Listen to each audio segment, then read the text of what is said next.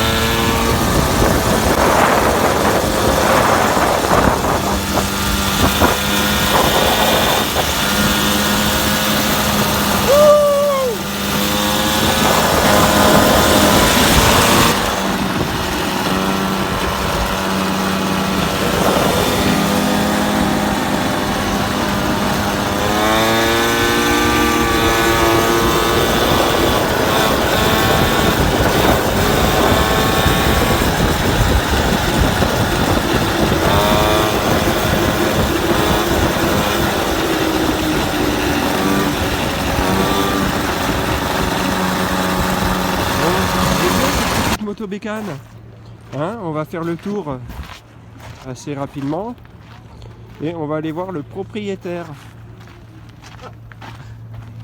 Ça va, Pat? Ça va. Le Maubert? Ça va, le Maubert, ouais, il va très bien. Comme donc la là, on mobilette. est où là? À la Chaume, les Sables d'Olonne. D'accord, au Fort Saint-Nicolas. Donc avec tous ces canons. Puis bah cette fameuse mobilette. Donc c'est quoi comme modèle?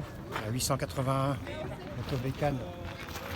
D'accord, il y a des bidouilles qui ont été faites dessus ou elle est d'origine? Tout d'origine. Les sacoches sont d'origine? Pas celle de l'arrière. Donc alors celle de l'avant, elle est vraiment d'époque? Le porte-paquet est d'origine. 1984. D'accord. Ah, elle est fermée. Ouais.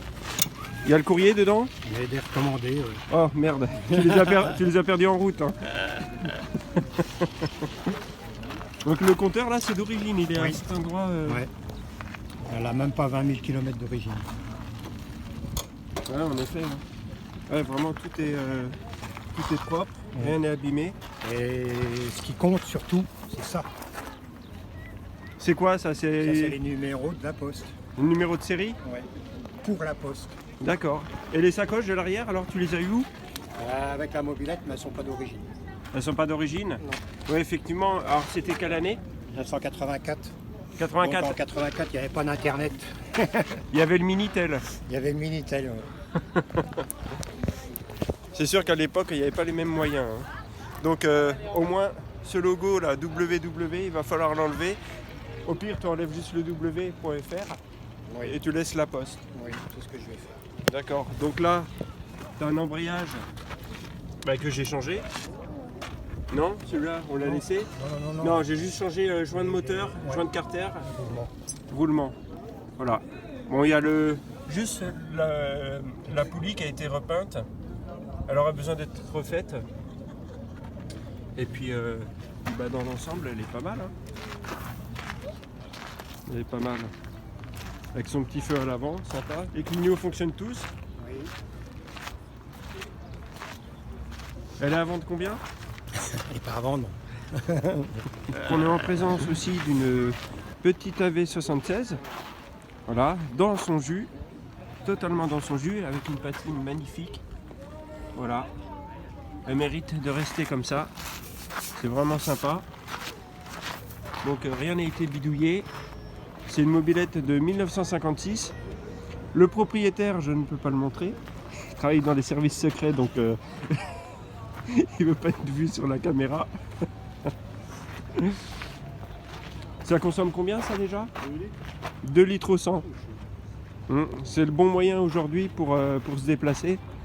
Quand on voit que le litre il est à pas loin de 2 €. Donc, le petit feu sympa d'origine. Donc sur celle-ci il n'y a pas de compteur. Hein. Là pour allumer le feu, la petite sonnette. Donc là comment c'est la sonnette, il l'offrait au moment de l'achat? Au moment de l'achat, le concessionnaire offrait une sonnette à son nom. Donc le concessionnaire offrait une sonnette avec son nom mentionné dessus au moment de l'achat. Voilà.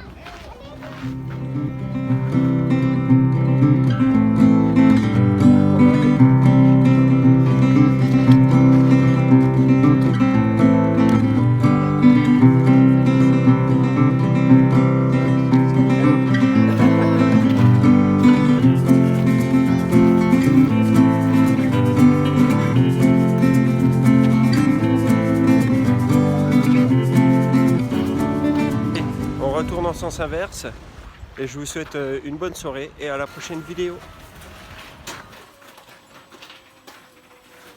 Oh là là, misère de misère. On est dimanche soir, la journée est déjà finie. Hein? C'est pas possible ça. Au travail ça passe pas aussi vite. Hein? Donc, on a perdu 1 heure, car ce matin je me suis réveillé, il était 9 h, mais en fait il était 10 h. Le temps de prendre sa douche, le temps de manger, ben voilà, c'est terminé. Bon, j'ai bien roulé quand même avec la mobilette. La moto, elle est en train de dormir, c'est pas grave. Mais c'était une belle journée. Il faisait 21, voire 22 degrés. Donc c'était une très bonne soirée. Voilà. Et je vous dis cache à la prochaine variateur. C'est-à-dire cette pièce-là. Vous voyez? Donc cette pièce-là, je vais être obligé, vous voyez, de la couper sur cette partie-là, ou plutôt ici, là, pour que l'écrou du Vario ER3, qui est plus large, puisse dépasser du cache. Comme ça, lui, je pourrai le mettre, et surtout, ça me protégera de la pluie. Alors, je vais vous montrer ça. Vous voyez le Vario, là? Normalement, lui, il vient là. Mais quand je le mets, le Vario, il touche l'intérieur de mon cache. Donc, à la scie cloche, il va falloir que je fasse une ouverture pour que ça passe à l'extérieur. Vous comprenez? Et pourquoi je veux mettre ça?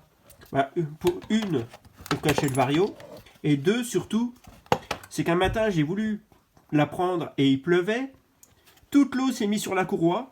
Et je n'arrivais plus à avancer.